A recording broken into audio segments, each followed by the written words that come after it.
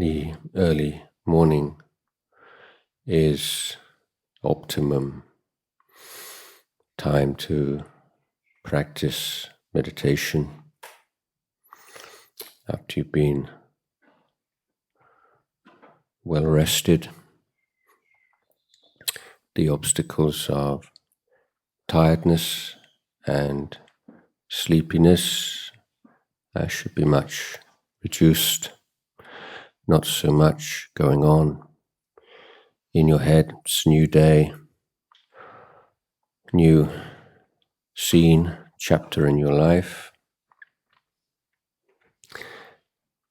And if you can establish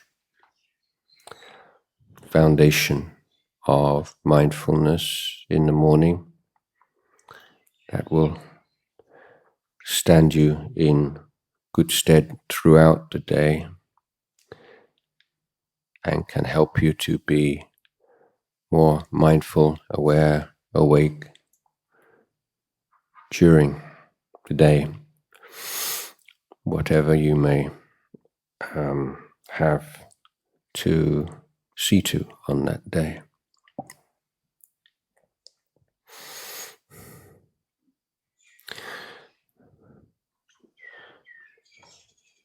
So the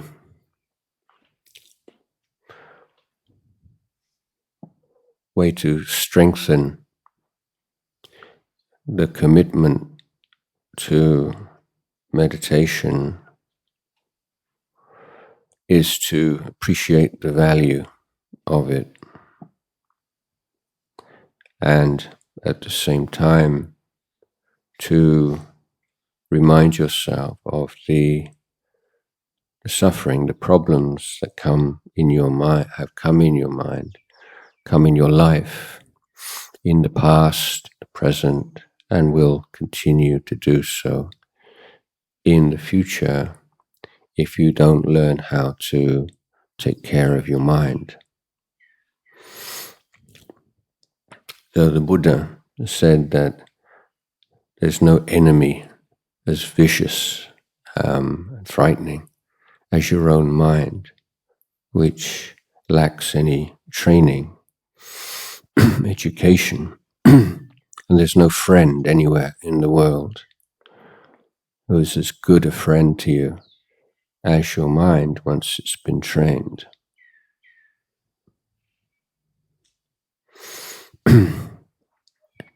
So the power of greed and selfishness and anger and jealousy and confusion and fear and anxiety, all these things, they don't just go away by themselves. They'll only go away by a systematic training of your body, speech, and mind. So it's really important to keep coming back to that point. No matter what success you can gain in the world, if your mind is still a mess, still so much in the control, conditioned by defilement, your successes will be hollow successes. They won't be in any means as fulfilling as you hope. So this inner education, this inner cultivation has to be pursued in harmony with the pursuit of external goals.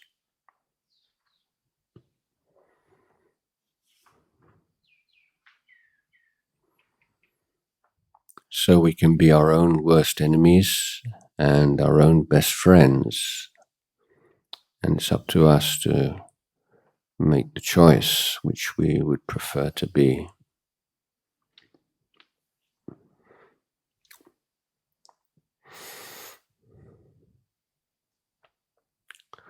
So you want to create an acquaintance with the present moment and an experience. What is it like to be in the present moment without being pulled off into the past or into the future. Now, being in the present moment is not the goal of meditation, but it's an important station along the way.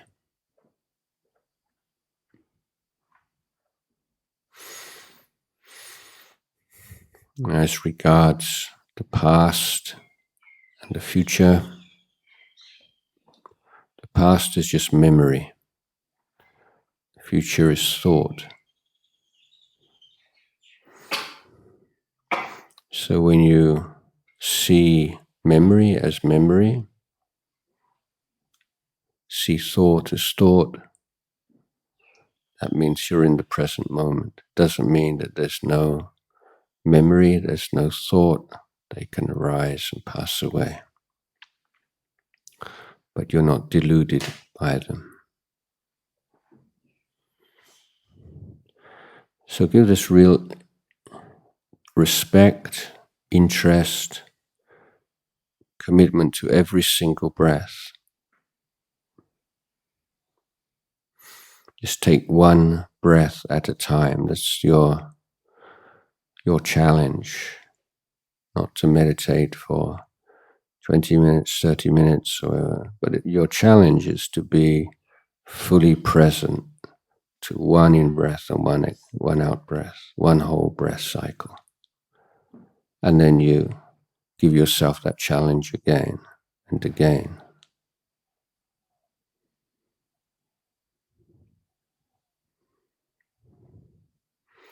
So just enjoy that sensation of the breath, the most natural thing, the thing that defines our life. As long as we're breathing, we're alive. If we stop breathing, we die. The breath is life. So appreciate your life, appreciate your breath.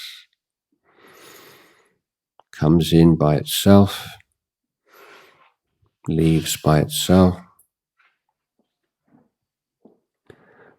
Can we be totally aware and present without rushing off to find some memory or some thought? Just be content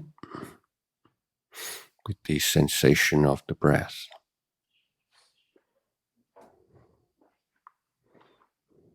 It's like this. It's exactly like this.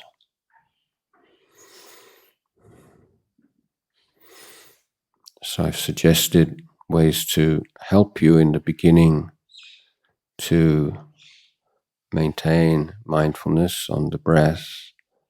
For example, using a mantra like Buddho, Bud on the in-breath, To on the out-breath. Or if you prefer, very simply, in on the in-breath and out on the out-breath. You can use Thai language mantra, Ru on the in-breath, Tu on the out-breath. So that one's good because the meaning of these words helps to keep us on track. You can count the breaths, or the other skillful means that I've mentioned is to divide the breath into three parts: the beginning, the middle, the end. So you have the in-breath, three parts of the out-breath, and then the short gap between in-breath and out-breath and in-breath. So you have 8 things to be mindful of. So chopping it up like this helps to be more precise. And if you lose your mindfulness, not so long, it's easier to remember. So whether you're counting breaths or you're dividing the breath into shorter segments, or using a mantra, these are all methods we use just to get that initial, like the engine of mindfulness up and running. And when the engine of mindfulness is ticking over, you don't need to use those preliminary techniques. You're just right there with the breath, in the present moment, completely content, the mind bright, sharp, clear. Great sense of well-being comes into the mind. The mind becomes very strong, solid.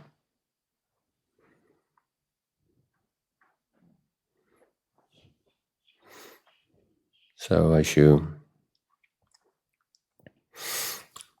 study academic discipline, you can study for 5 years, and there's no reason at all that you're going to be a better person when you finish your degree or your doctorate. You may be, may not be, but there's no definite link between academic study and quality of life.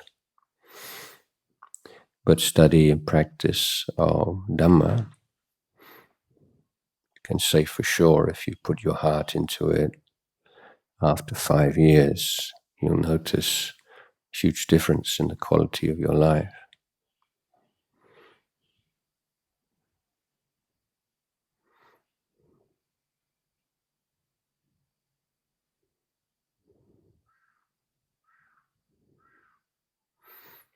Now your mind wanders, then never mind. Don't get irritated by it. Don't try to force your mind. It doesn't work. Don't become discouraged. It's just a trap. Patience, perseverance, starting again. It's like learning the scales of on a musical instrument, or learning how to ride a bike, or any kind of skill. This begins with this learning the basics and being very persistent.